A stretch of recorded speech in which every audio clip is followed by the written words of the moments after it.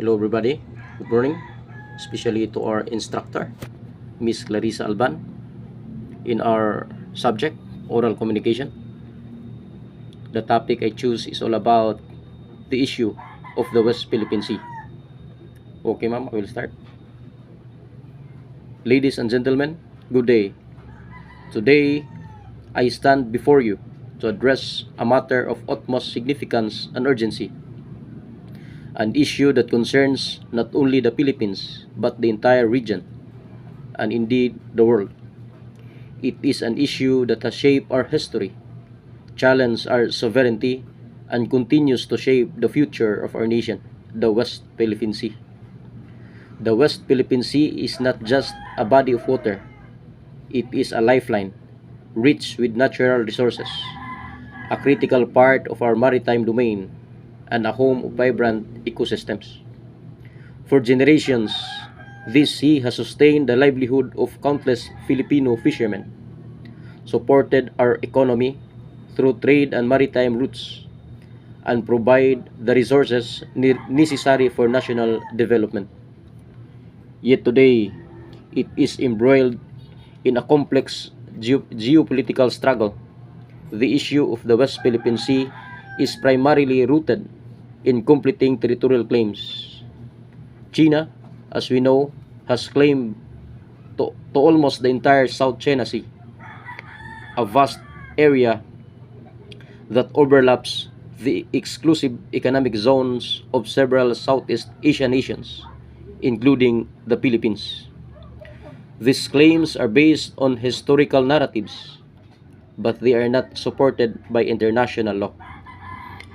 The Philippines, in its rightful position, asserts sovereignty over the West Philippine Sea in accordance with the United Nations Convention on the Law of the Sea, o UNCLOS.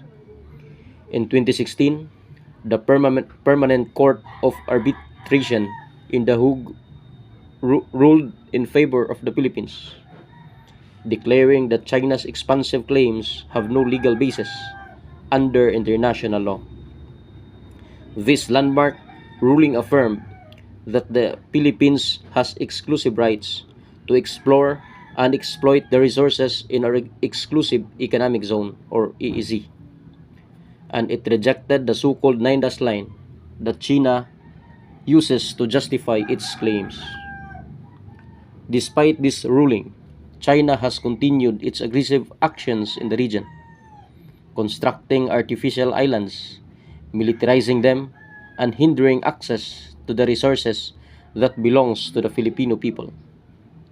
These activities have not only caused environmental damage, but have also directly impacted the livelihoods of Filipino fishermen, who are denied access to traditional fishing grounds.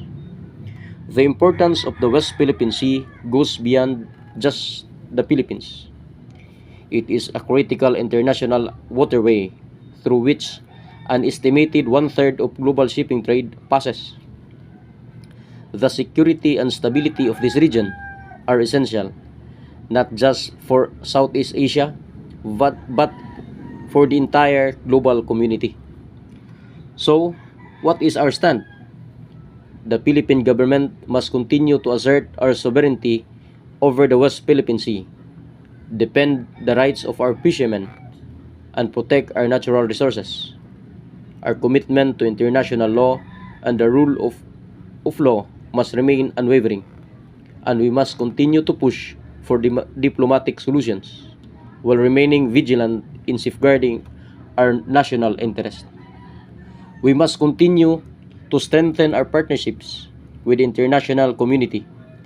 The United States, Japan, Australia, and other like-minded nations share our concern for the stability of the region.